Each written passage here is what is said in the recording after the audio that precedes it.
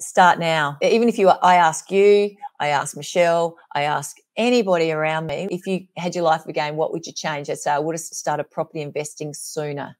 You're listening to the She Renovates podcast. You're listening to She Renovates, the podcast for women who want to renovate to create an income and a life they love.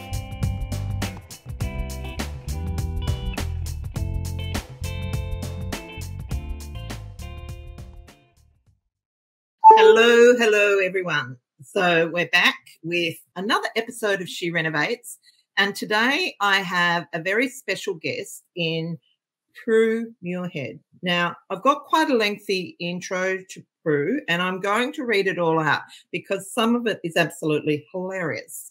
So, and we'll give you an idea of the rock star that Prue is.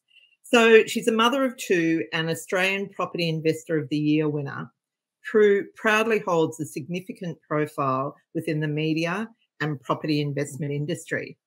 So Prue writes regular investment articles for national property investment magazines, newspapers, TV and podcasts. And she also lectured in property investment and property management at TAFE, South Australia for 10 years. Prue and her husband, Andy, hold a large positive cash flow portfolio and now run their own property management business, Muirhead Property Management, and have a complete understanding of how property can change your life. Now, some crazy things Prue's done, and this is the hilarious bit, pinched a good-looking guy's backside to get his attention at 18 and have now been married to that good-looking guy, Andy, for over 20 years. You're a bit of a, wild girl, Prue. She was a disc jockey and MC for 15 years. She made an unconditional cash contract on a commercial building and then could not get finance. Ouch. I think I have a similar story, Prue. And she entered a national competition for Property Investor of the Year in 2010 and won. And to have fun, Prue loves to watch her children play sport and socialise, watch movies, and going to the gym because she knows that's the right thing to say. Favourite books, Princess by Jean Sasson and Rich Dad, Poor Dad by Robert Kiyosaki. Favourite movies, Grease, Ghost and Bohemian Rhapsody. Now, two things just to unpack that a bit. So you would be very sad to learn of Olivia Newton-John's passing. I think we watched Grease the other night and I was surprised how old it is. Like at the time when it came out, it was amazing. Have you watched it again recently, Prue? Yeah, actually, on that same time you were watching Grease live, we actually flicked to Stan. They have a mini-series of 2 episodes, a TV series, and Delta Goodrem played Olivia. So we actually flicked onto that. I'd never seen it and I'd wanted to see it. And, of course, it prompted us, Andy and I sat down and watched that the other night, and that was fascinating. I forgot I knew so much about her, but ultimately there were a few things I hadn't known. So it was really special. Poor love. Yeah. She wasn't old enough, was she, to go? No. So, Prue, welcome. And I would love to have your sort of abridged view of who you are. Okay. I think I'm a mother of 2 and I just adore my kids. I guess property has only really kicked in because we nearly lost everything. And so back against the wall, had to make some good decisions, and I knew you could borrow money for property. So we ultimately went down that track. And because of property, then we packed up. I was a disc jockey, as you mentioned, sold the business really just for equipment value because people don't buy entertainment companies, sadly, and travelled Australia for a couple of years. Who am I? I really love my kids. I'm sure we all do, Property, I do like the game of Monopoly and I do like numbers. I play the saxophone, the piano, I sing and dance. I'm the first one on the dance floor. So that's pretty much me into a T. Yeah. Wow. Okay, so we're going to go a few different ways with this. So let's start with this question. What's the scariest thing that you've had in property? So you mentioned that you nearly lost your property. Do you want to go into that story? Oh, absolutely. So I'm currently sitting in a home that Andy and I bought in our early 20s, And I went to buy our very first investment property, knowing that our DJ business probably wasn't setting us up. Because we were working for ourselves, we couldn't put it, there was no money going to super. So I gathered that we'd be on the pension when we retired. And so I went to the bank to borrow some money to buy my first investment property in 2006. And they said that you can't even afford your own home, which is the one I thankfully sit in today still.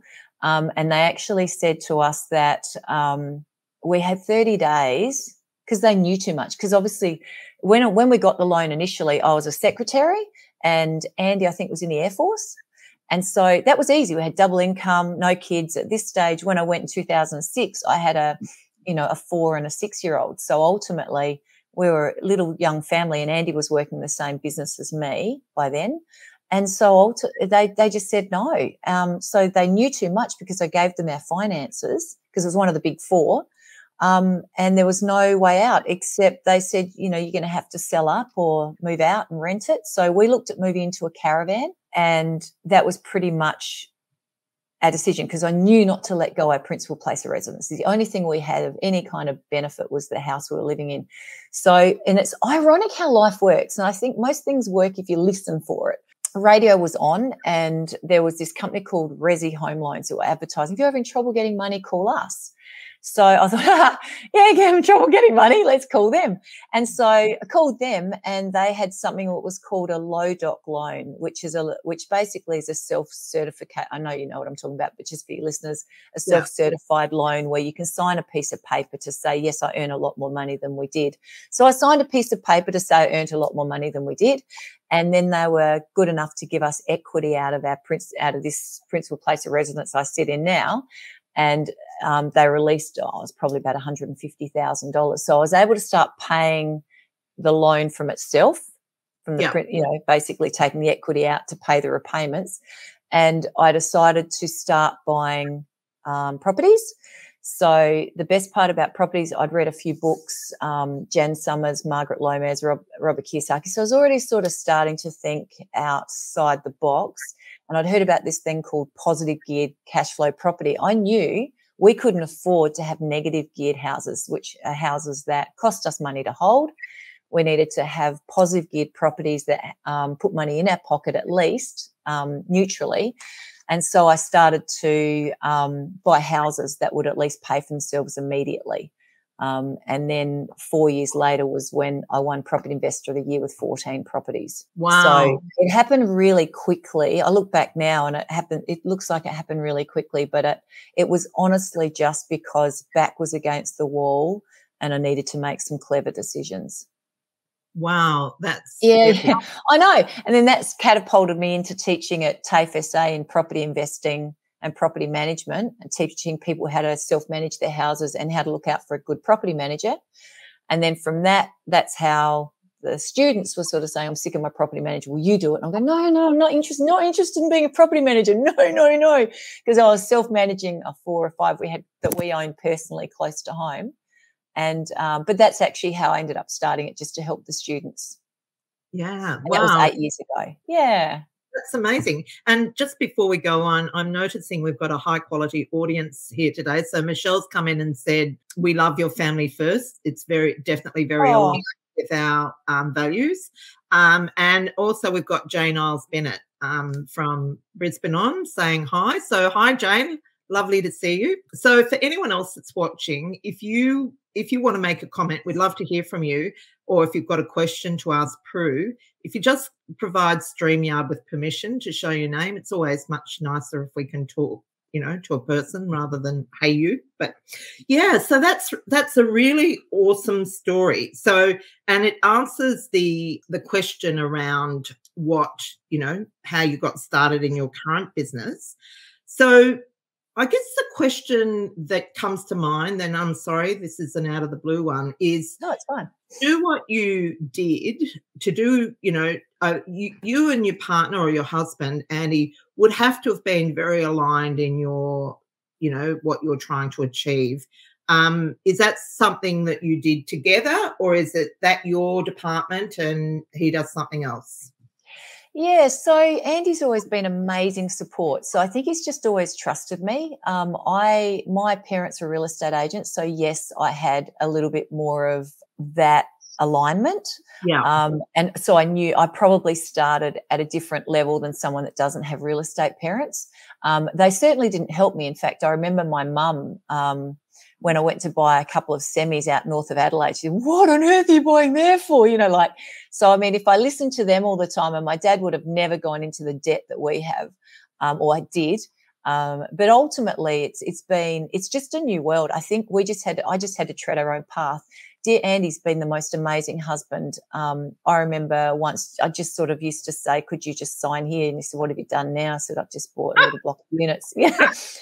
He's been just the most supportive husband, but now he's completely in it like I am. But to start with, those first 4 years, he was just totally trustworthy Wow. of me, completely trustworthy. So I've got to give him absolute merit for that, because a lot of men wouldn't allow their wife to just do this. I know there's a few of them on your site now that probably have had the same experience as me, but I have found, because I went through a short period of time where I was mentoring people, and I used to find if you didn't meet the husband and the wife, usually you'd help one of them, the other, and they'd go out so excited, "Oh my God, I'm going to do this," which I don't mentor anymore, by the way. I don't do that. That's why I started property management, to hold people's hand that way. But ultimately, then they'd go home, tell their partner, they'd sort of put a dampener on it. The parents put a dampener. I just don't listen to other people. Yeah. Yeah. And that's the thing. And I sort of just wanted to sort of flesh that out a bit, because I, like you, am lucky that I have a husband that's fully supportive of what I do. And Michelle and I both work with women that don't have that. And it really creates a need for what we do, because it's a tough gig. You just can't do it on your own, I'm afraid. Right. But I've read a lot of stuff around this, and it is said, and I firmly believe this, that the best predictor of how successful you'll be in life is the partner you choose. Because and it's like anything. If you're the person that's closest to you is really down on everything you do, it erodes your confidence. And so when you've got someone that trusts you implicitly and is with you for the ride, because there are ups and downs, that is a huge advantage in terms of, getting to where you want to go. Yeah. 100%. I mean, bless Andy, he's just been amazing. And he's into it as much as I am now, because he's sort of got the same, he's on the same wave completely. And he went off and got his builder's license, and we had all these dreams, and then he hurt his back. So he never ended up being able to practice in it. So he now works in our property management business. So he does all the maintenance and the routine inspections and things. So I guess our landlords are pretty lucky to have him as their property manager. Absolutely. And me. Yeah, there's two of us that do it. And our son, Benson. Beautiful. Our beautiful Benson. Yeah. So how old's Benson? So Benny's 22. He bought his first investment property about a year ago, and he's been with us for 4 years, and he's fully qualified, and he loves it. So he's our future, our future way out, I guess. He'll just sort of keep the Muirhead name going. And, I don't know.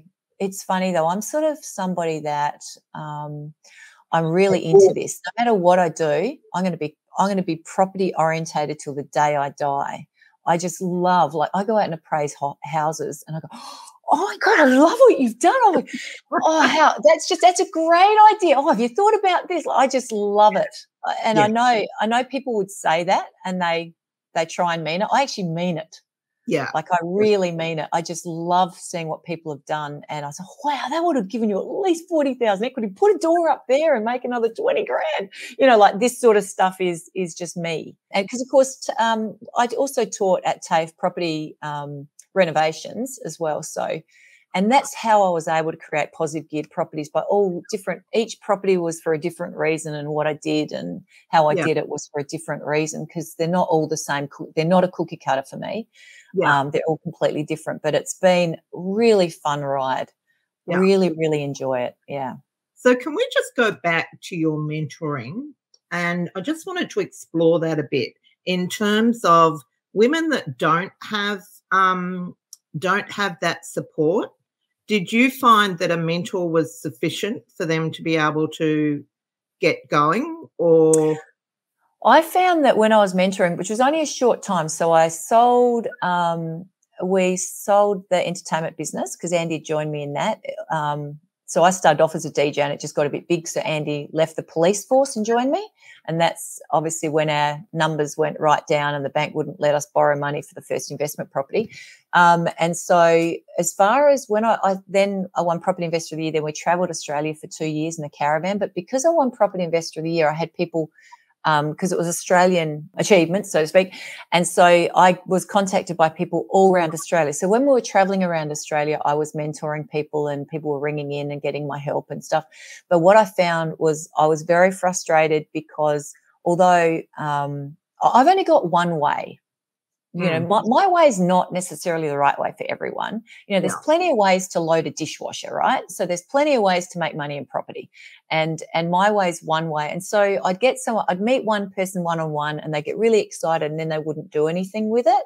And that's okay for them. But I just felt that I was better to deal with people as a property manager because I basically grab their hand and I'm with them, you know, and I can see what they're doing and I'll give them my thoughts. And then I don't need the correct licensing. So I completely backed out of any kind of mentoring. I did that for about a year or two. And although that was fun, I just felt that I wasn't utilised as much as what I could be. Whereas if somebody's already made the commitment to buy a house and I'm standing next to them, I know they're on the same path as me, or, you know, they're heading that way anyway, rather than just a lot of people dream. Yeah. Absolutely. I don't jump off the cliff. Okay. And although that's, you know, perhaps I've done that myself at times, I don't know, but I really am it's how, it's not can I, it's how can I. I know I got to get to that point over there. Okay, how am I going to do it? Rather than can I do it? I'm going to do it. I just have to work my way around it. Yeah. Yeah, we have a similar frustration. Like I worry, I don't like people coming into the program and not taking action because I just feel like it's a waste of their money and it's just not satisfying for either of us. But I do have people, Michelle and I have people come into the program that have done every course under the sun and haven't actually been able to get going. But because we are able to give them like close mentoring and a relationship so that they can come back and ask questions and we chase them up if they're, you know, like we're just doing quarterly strategy calls at the moment, we're getting exponential results. Like it's just amazing and I'm just loving it. And so, so I think it's okay for them to do lots of courses as long as the last one is with us. I guess and I think I have noticed the nurturing that you do. I've obviously watched a few podcasts before today and things, and I've noticed, and I know Michelle as well, so I can sort of see the nurturing in the way you support people, and I think that's the difference. And see, I was more like an accountant. People would come to me, pay for my time and then leave. And there was another one where they could pay for my time for 3 months. And the people got more out of that one. The downside, I had 10 on the go at one stage, but the thing was that I felt a little bit too owned. So after, being a DJ and then traveling Australia, I sort of find it's a little bit easier. I feel like I've found my patch now. So, but I can see why it works for you. You have a different strategy. You hung in there longer. It was just something that I thought, people are asking, maybe I should say yes. So I was sort of probably a little less prepared for what was going to be happening. And the other thing is that, like I said, there's plenty of ways to load a dishwasher. So there's plenty of ways to make money in property. And so most of the people I was meeting had a decent income. So it didn't make sense to me, every $20,000-$30,000 I've got in equity can buy them $100,000 worth of property, so if they got, you sort of get it. And so ultimately, because each property, because we've never saved any money, we've always used each property as a bank account and gone back, got the equity out to get the deposit for another one. So, none more than this one I'm sitting in again, our own home. So, we're exactly the same. Our own home has been a big pool of money to fund lots and lots of projects. And, you know, so I get a bit cranky with Robert Kiyosaki when he says that your family home's not an asset because, you know, particularly I think for women, our family home is the jewel in our crown. And I think that if you look on it as an asset and what you can do with what you know, the increased value that you add to it, then, you know, it most certainly is an asset. But anyhow, 100%. Yeah, no, I totally see 100% because it certainly was an asset to build our wealth now too. Yeah, absolutely. So that's good. So let's talk about property management because that's your expertise now. I really take my hat off to you because I think property management is a thankless task. It is. Yeah. And so I guess what I would like to ask you is what makes a good landlord? Oh, good landlord. Yes. Rather than property manager. Okay, a good landlord. I'm probably fairly fortunate in this because I have so many of my students and most people come in because of my profile, so they trust my decisions. A good landlord is probably just trusting us because there are a few and there are always some. So I'd say the less experienced you are, the more the landlord would stick their nose in. Yeah. And so the harder that would be is really when they don't trust you. So they want to know everything. And that's okay because there's portals for people to log into. But I would say probably just accepting whatever the property manager believes is right for you. But then you have to have found the right property manager to do that, because if you are trusting someone that's only young and they don't even own their own property and been there for 5 minutes. Yeah. Because I did read an article once that property management's usually the life of a property manager is only 9 months on average. So that's not even a full lease. So the person you list with at the beginning is not the one at the end. So it can be quite difficult to find someone with experience. But as soon as you found one, hold on to them with 2 hands, because it is a thankless. We are the meat and the sandwich.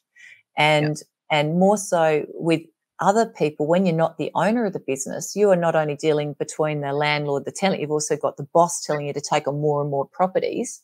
And a lot of the time, these poor young girls are looking after 200 properties. I mean, thankfully, once again, we only look after 180 and there's 3 of us, so there's 60 per head. So you can sort of see the difference. But it's really important for landlords to just find out how many properties their property manager is looking after and talk to the person that is going to be managing their home. Because prior to this, in another life, for about 18 months, I worked for a big company that you would have all heard of before. They're all the way around Australia. And my job was I was working for property management. Oh, sorry, did that click? Because I touched my microphone. I'm sorry if it did.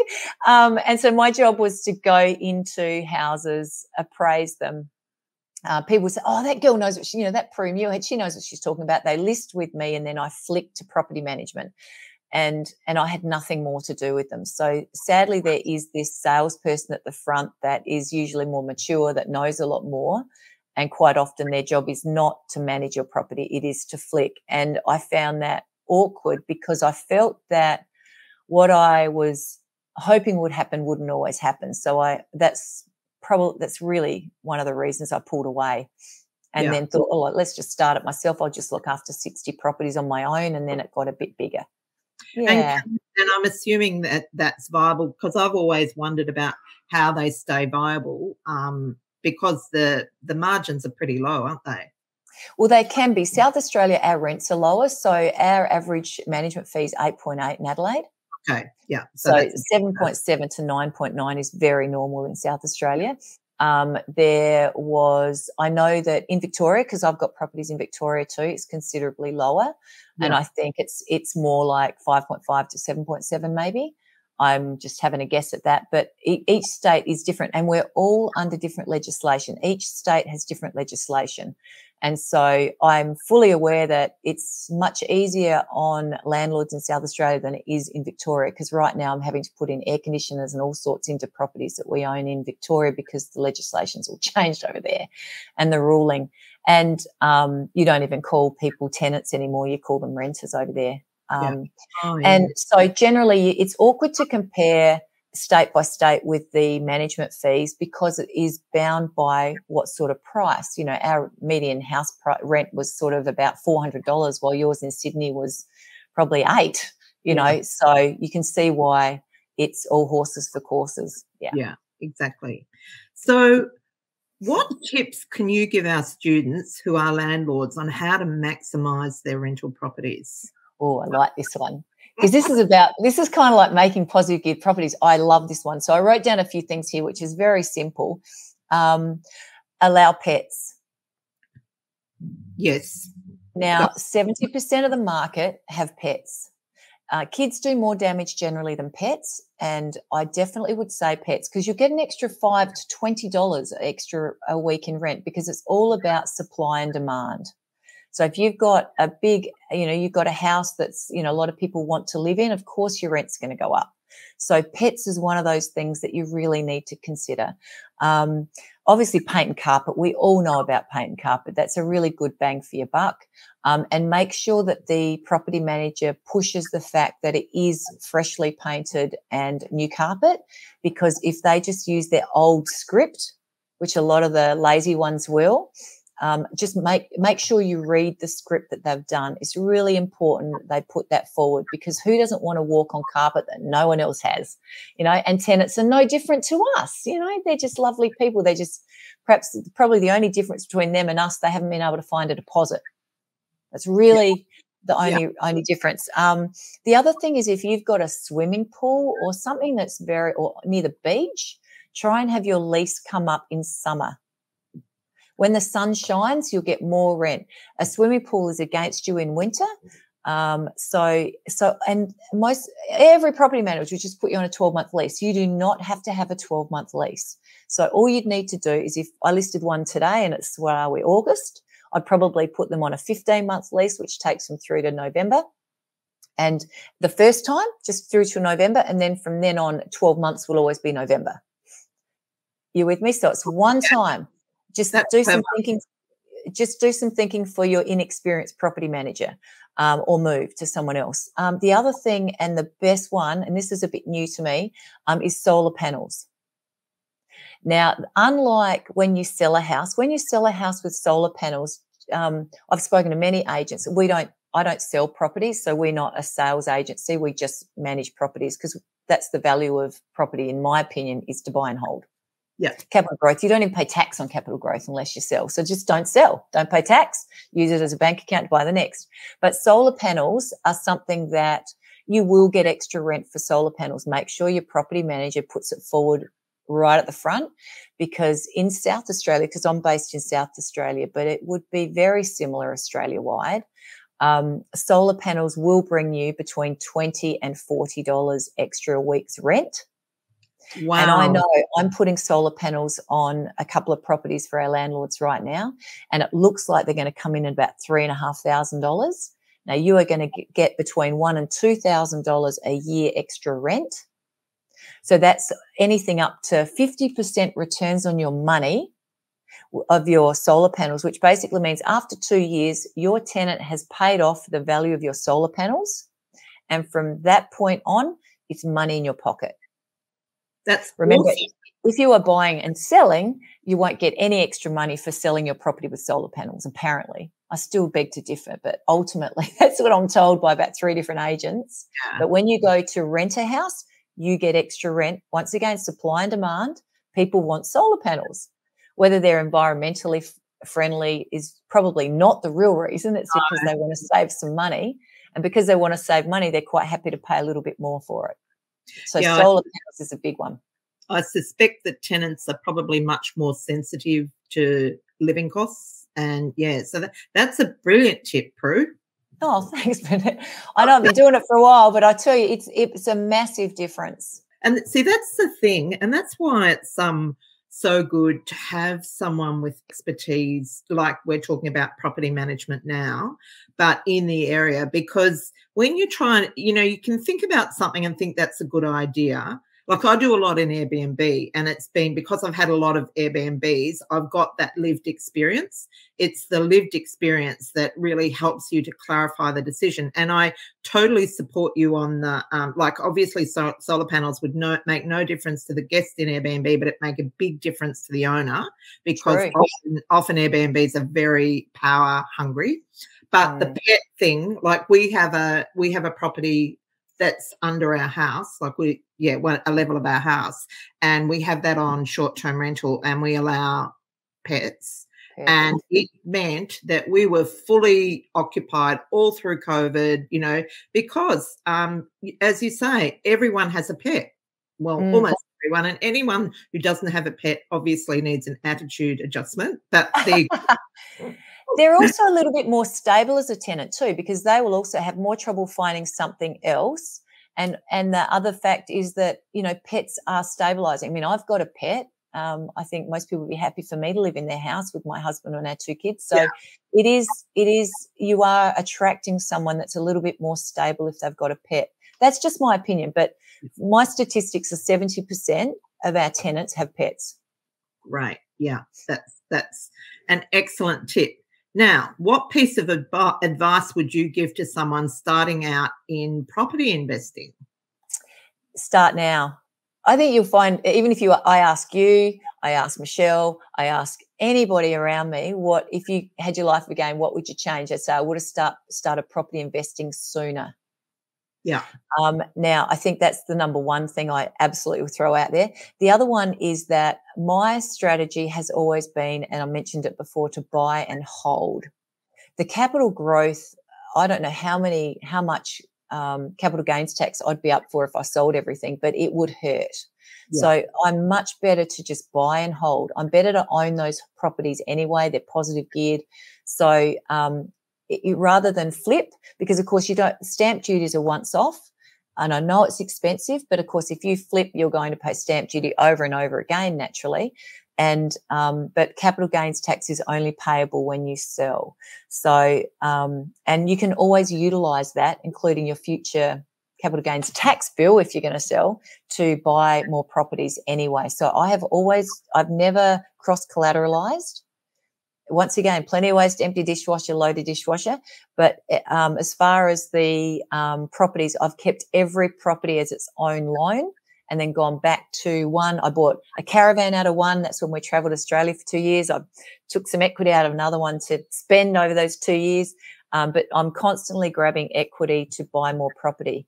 That does not apply in your self-managed super fund. I'm not an accountant. I'm not an accountant or anything, but I do know I've got a couple in our super fund, and that's a different baby.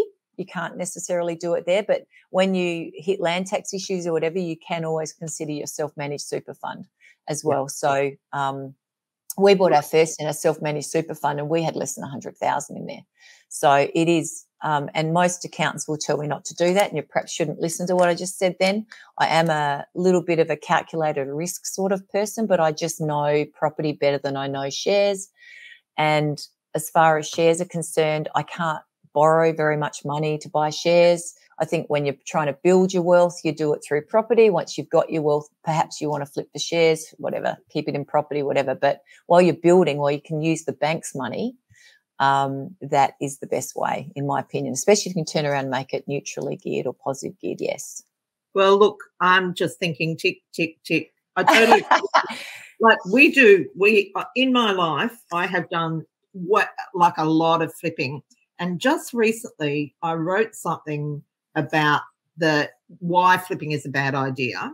Like some people have to because they've got to replace an income, but we really encourage them as soon as they get that income replaced to go to more of a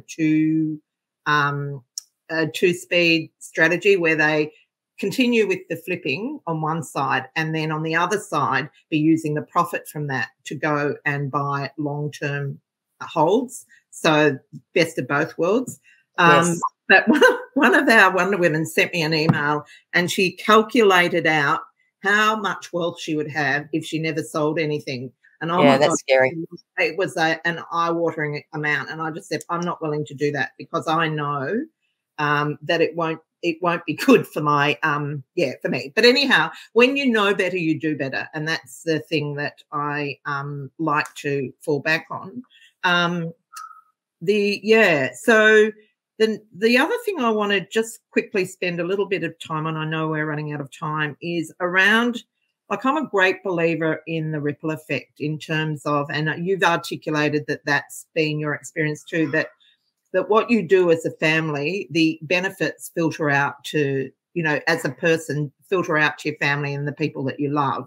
And I noticed that you are now, well, you've mentioned that you're now talking or working with Benson, your son.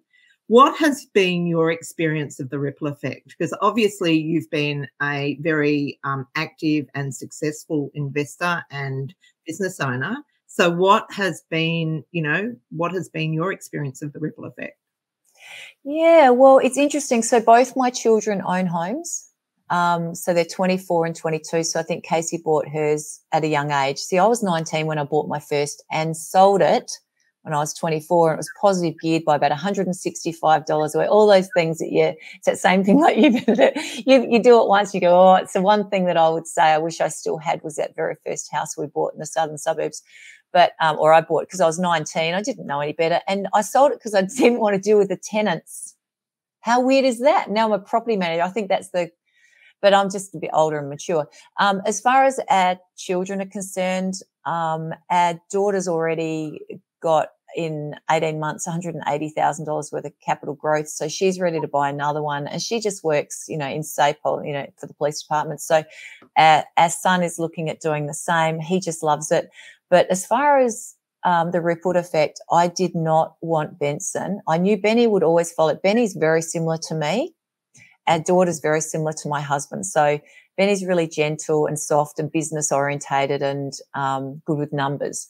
And we sort of said to him, because he wanted to join us straight from school, and we said, So he started working at Woolies for 4 years. He worked for them, and we made him work somewhere else full time before he even came to us, because I didn't want to see this umbrella effect where he's had no experience in life working for anybody else.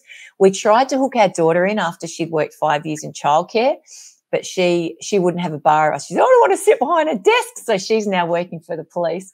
And so it's I would love Casey to have joined, but it's just beautiful. This will be the third time I've worked with Andy as well, husband and wife. A lot of people I don't think can do that, but we ran that resort when we were traveling Australia and ran a resort in Victoria in Bright for a little while, and that was awesome. And before that, of course, Andy left the police and helped me run the DJ business all those years ago, which we probably should have got out a lot earlier, but it is what it is. We built this, had 26 staff, beautiful people, but they were 26 headaches.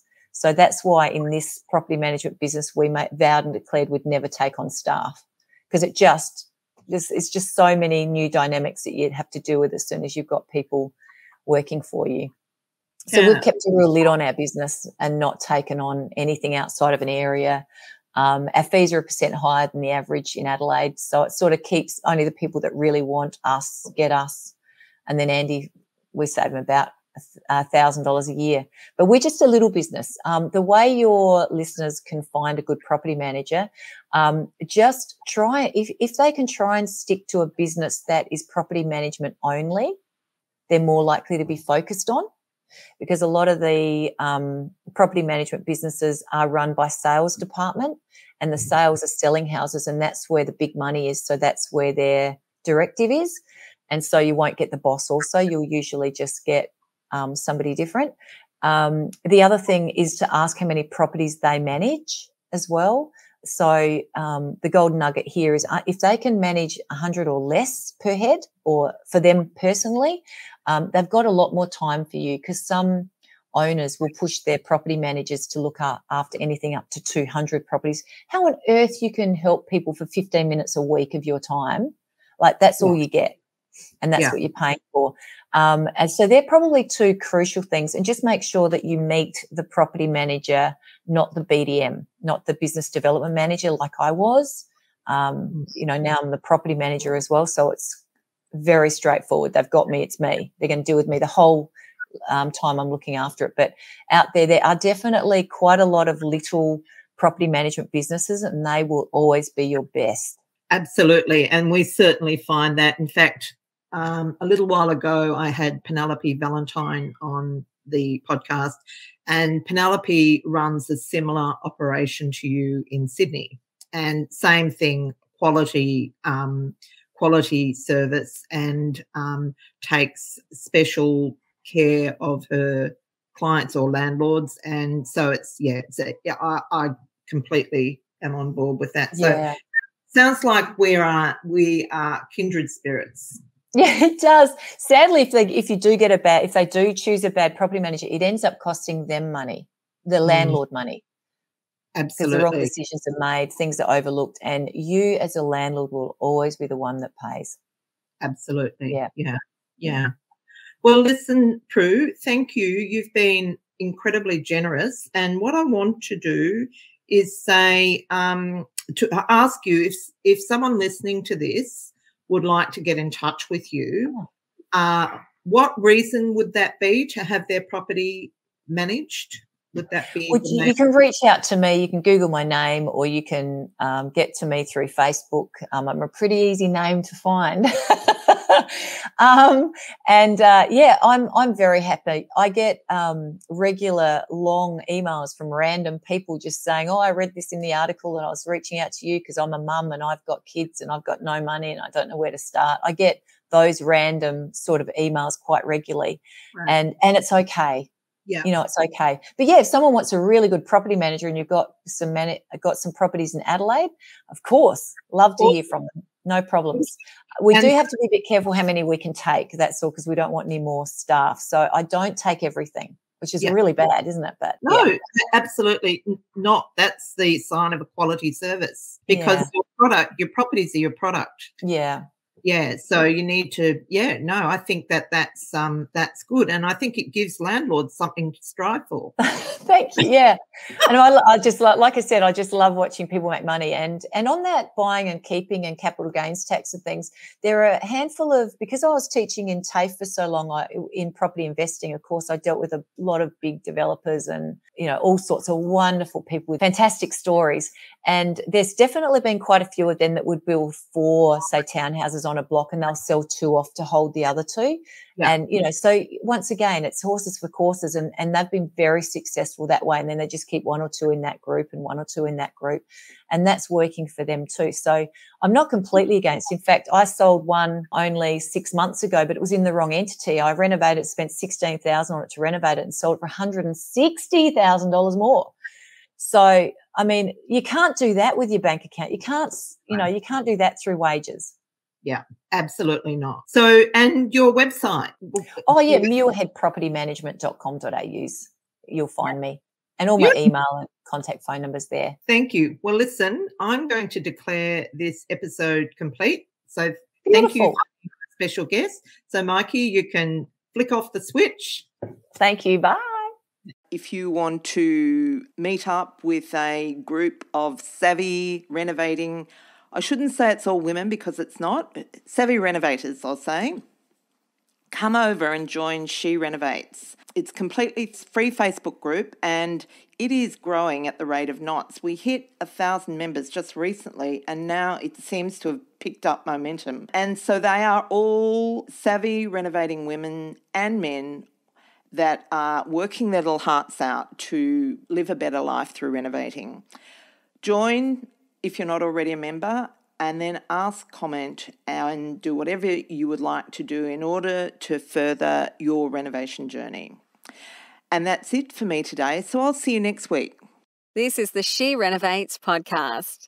To discover how to harness the power of renovating, check out theschoolofrenovating.com.